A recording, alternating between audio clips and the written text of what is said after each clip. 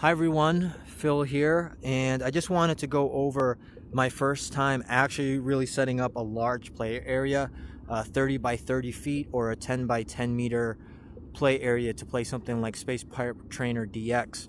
Now, as you can see, I do have some tracking issues with the right controller and have had no issues with the left hand.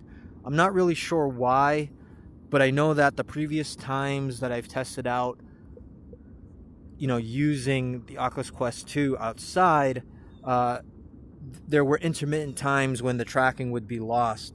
Not specifically with a headset, but typically one or two of the controllers would, like as of right now, as you can see, it's kind of jittering all over the place, and then other times it would find the controller in the 3D space.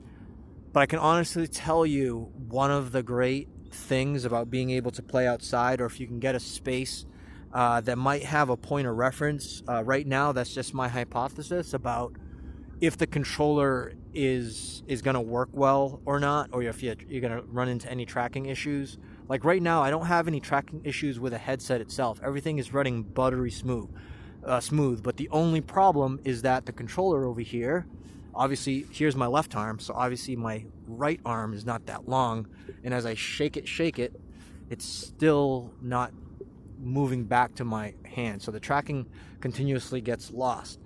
And I believe that there's a lot of factors that are contributing to that, which it's not in itself such a bad thing, but you might have to wait a little bit longer in regards to being able to use something like Space Pirate Trainer DX arena mode to be able to play. I did get a chance to do that, and I did record a video. However, I felt like if I continue talking in that video, it'd be me talking more about how the tracking kept getting lost. And most of the times it seems like the situation really comes down to where you are in the physical space, and if there's a point of reference above and to the sides that we have, so that the cameras can calibrate with the controllers and with a space around you. One of the great thing is, because I'm at the park in a parking lot, actually, there's lines for cars. So in that way, it might help out getting the tracking set up.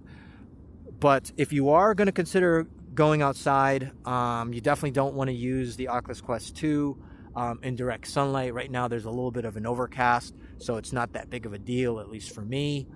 And because you could damage the headset that way.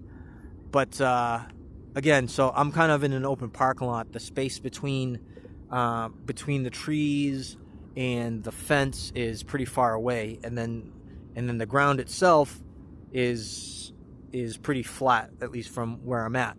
Now, if you guys are looking to calibrate and use the Oculus Quest 2 outside, and encounter the issue with having lost tracking with one or both of the controllers, you may have to continuously start and reboot the headset over and over again until at least one of the controllers are set up.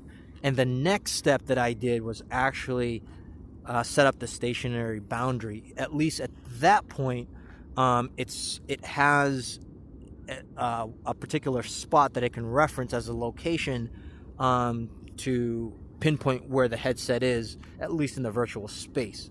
That's the way I understand it.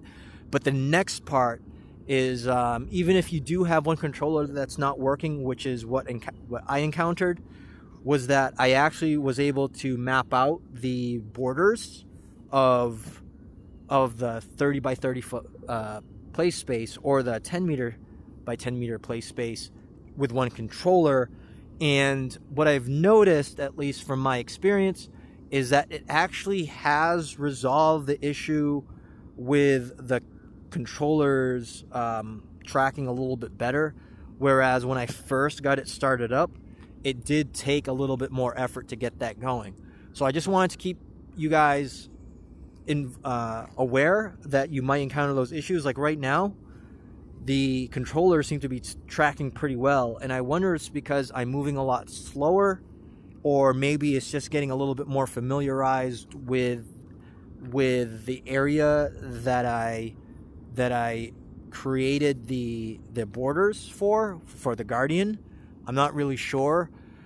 But otherwise, like I said, it might be just that it needs to take a little bit of time to absorb the environment that the borders are being created, and then eventually the tracking issues are going to be resolved. But I don't really know, because this is actually my first time doing it, but I wanted to be able to share with everyone what my experience was. Is as you can see right now, the tracking for the right controller has improved pretty dramatically. And now I believe it's a good time to actually record that, but I'm not going to record it in this session. So I'm going to do another recording and then give you guys my fair take on it. And keep in mind, I have a Skyroam 4G hub, which is my Wi-Fi hotspot, because I don't actually have Wi-Fi on my phone, believe it or not.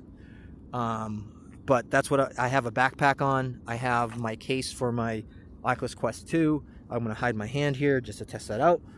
And that's basically my setup for playing outside. But I can honestly say, with the ambient noises from the trees, the birds and creatures outside, and occasionally, oh, lost a little bit of tracking there, and occasionally the sounds of the cars passing by, which is, pretty far away, it does really kind of add to the immersion. Like, because I can kind of walk a lot more comfortably closer towards the edge of the play space, which I'm going to be coming close to it pretty soon. And I haven't, oh, there it is, there's the edge.